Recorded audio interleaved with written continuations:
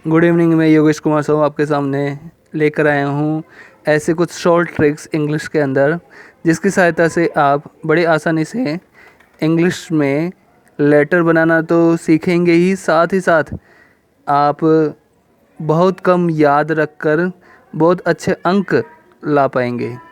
तो आइए देखें किस प्रकार से आप इसको प्राप्त कर सकते हैं। तो सबसे पहले आपके सामने एक प्रश्न दिख रहा होगा, you are Yogesh living at 15 Naya Kheda Jaipur, write a letter to the sub divisional officer BSNL Jaipur about frequent telephone disorders. तो आइए इसका आंसर देखते हैं, क्या हो सकता है आंसर इसका। तो सबसे पहले लेफ़्ट टॉप पर हमें अपना एड्रेस जो भेज रहा है उसका एड्रेस लिखना पड़ेगा। चूँकि इस क्वेश्चन में पहले से ही एड्रेस दिया गया था, तो क्वेश्चन के अनुसार हम एड्रेस लिखेंगे। ये हमें कंफर्म मानना चाहिए कि क्वेश्चन के अनुसार इसका एड्रेस आएगा। तो एड्रेस दिया गया था हमारे सामने 15 नया खेड़ा जयपुर। उसके पश्चात हम लिखेंगे डेट। चूँकि 6 मई को हमारा एग्ज़ाम है, इसलिए मैंने आपकी सरलता के लिए, सिंप्लीफिकेशन के लिए 6 मई 2021 लिख दिया है। फिर उसके बाद चूँकि मैं आपको फॉर्मेट समझा रहा हूँ, इसलिए मैंने क्वेश्चन के अनुसार नहीं बल्कि एक होल फॉर्मेट के अनुसार ये समझाते हुए कि अगर इसके बजाय कोई दूसरा क्वेश्चन आए तो हम कैसे सॉल्व करेंगे उसको देखते हैं।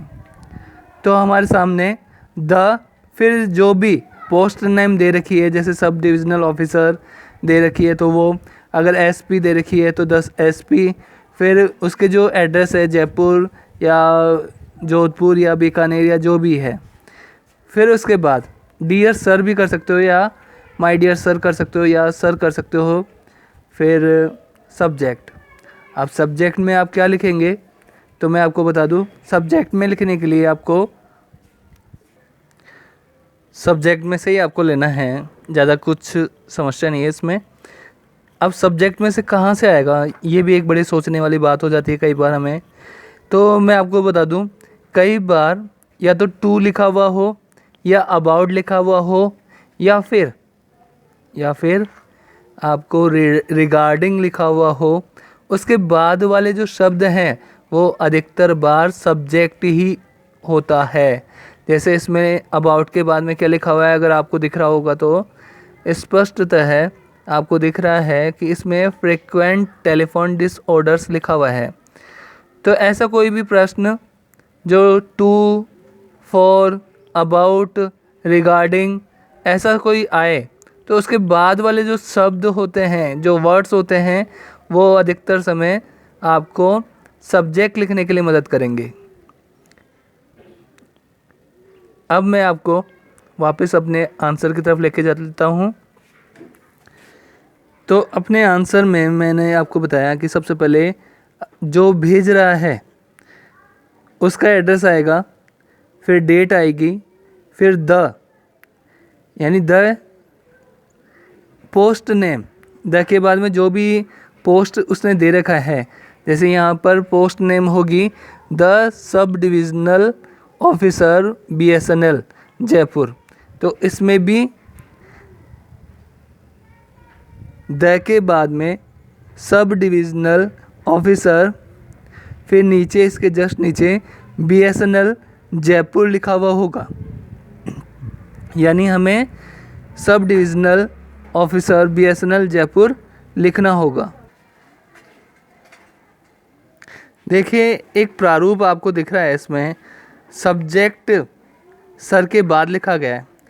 हमने कई बार सब्जेक्ट पहले देखा है और सर बाद में देखा है, लेकिन ये लेटेस्ट प्रारूप है, फॉर्मेट है जो हमारे सामने नज़र आ रहा है। चलिए अब ये है जो कंप्लेंट टाइप के जो लेटर्स आएंगे उसमें आप आसानी से इसको लिख सकते हो। अगर ये फॉर्मेट लिखते हो और उसके बाद में 1 या 2 लाइन, लगभग कम से कम 2 लाइन तो मान के चलिए, 2 लाइन अगर आप बनाकर लिख सको तो आपका एक तरीके से फॉर्मेट कंप्लीट हो जाएगा, ये लेटर कंप्लीट हो जाएगा और उसके जस्ट बाद में लास्ट में ये देखिए बीच में जो जगह छोड़ी है मैंने, ये इसीलिए है कि आप अपने हिसाब से कुछ शब्द लिखिए ताकि ये आपका लेटर बन सके। अब आपको क्या करना है, इसमें लास्ट में आपको ये लिखना है, kindly take immediate step to solve the problem positively.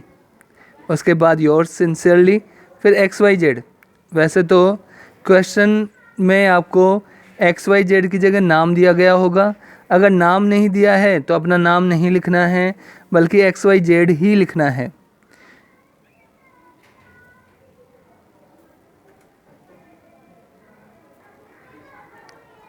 देखिए कंप्लीट जो एक लेटर फॉर्मेट होता है वो इस प्रकार से है। ये बेहतरीन फॉर्मेट है जिसकी सहायता से आप अधिकतम मार्क्स एग्ज़ाम में प्राप्त कर सकते हैं। इस फॉर्मेट में आप जितने भी कंप्लेंट टाइप के लेटर्स होते हैं वो डाल सकते हैं, केवल आपको थोड़ा सा ही लिखना होता है। जैसे इसमें अगर हम बात करें तो हमें क्या लिखना होगा, तो आपको इसमें कंप्लेंट डालनी है। तो इतनी लगभग 2 से सवा 2 लाइन ऊपर हो गई और लगभग 2-2.5 लाइन नीचे हो गई। बीच में आपको बताना है कि क्या समस्या आ रही है या क्या समस्या है 2 लाइनों में अपने मन से बनाकर। वैसे तो आप हो सके तो क्वेश्चन में से भी बना सकते हैं, जिस प्रकार से मैं बनाकर आपको दिखा रहा हूँ। जैसे लिखा हुआ है that I want to draw your kind attention towards the subject that my telephone lines are disconnected due to heavy rain and hailstones, so I am unable to contact the world. I am unable to contact my dear ones. Please, उसके बाद में please या kindly में से कुछ भी, kindly take immediate step to solve the problem positively, your sincerely. देखिए मैंने ये सबसे छोटा और सबसे सरल रूप बनाने का प्रयास किया है। आप ये समझ रहे होंगे, इसको देख रहे होंगे तो, कि केवल मैंने शायद 2 लाइन ही अपने मन से लिखने का प्रयास किया, लेकिन और इस प्रयास के द्वारा आपका ये जो लेटर है वो कंप्लीट भी हो गया। आपको एक बात ध्यान रखनी चाहिए, लगभग ये 6 नंबर का 6 मार्क्स का ये लेटर होता है और इस 6 मार्क्स में ये बटे हुए होते हैं इनके 3 हिस्सों में। जैसे कि एड्रेस वाला हिस्सा दिख रहा है आपको, फिर उसके बाद में सैल्यूटेशन और मेन बॉडी आ गया, और फिर उसके बाद में जो लास्ट वाला है, जिस प्रकार से ये 3 आपको स्टेप दिख रहे हैं एक तरीके से, वो तीनों ही मार्क्स में बटे हुए होते हैं।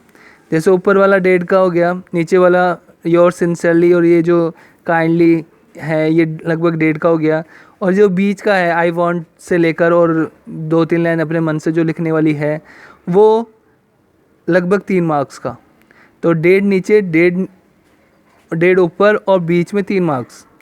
अगर आप किसी प्रकार से इस बीच वाले को 3 मार्क्स वाले को किसी प्रकार से आप कंप्लीट करने में सफल होते हैं तो आपको पूरे 6 मार्क्स ज़रूर मिलेंगे, इसमें कोई संशय नहीं रहेगा। लेकिन कोई स्पेलिंग मिस्टेक नहीं होनी चाहिए, और जो आपने सेंटेंस राइट किया है वो उसका कुछ ना कुछ रीज़नेबल होना चाहिए। ऐसा नहीं कि आपने कुछ भी लिख दिया। इस प्रकार से आपके 6 मार्क्स होंगे। अगर आपने बेहतरीन राइटिंग का भी इस्तेमाल किया है तो आपको कम्प्लीटली फुल मार्क्स मिलेंगे। लेकिन अगर राइटिंग भी एक तरीके से प्रभाव डालती है, देखिए जो चेकर होता है, जो एग्जामिनर होता है, जो कॉपी चेकर होता है, वो ये देखता है कि वास्तव में बच्चे ने क्या किया है। तो चलिए आज के लिए इतना ही काफ़ी। मैं एक बार पुनः आपके लिए और शॉर्ट ट्रिक्स लेके आऊँगा जो आपको एग्ज़ाम में सफलता दिलाने में मदद करेंगे। धन्यवाद।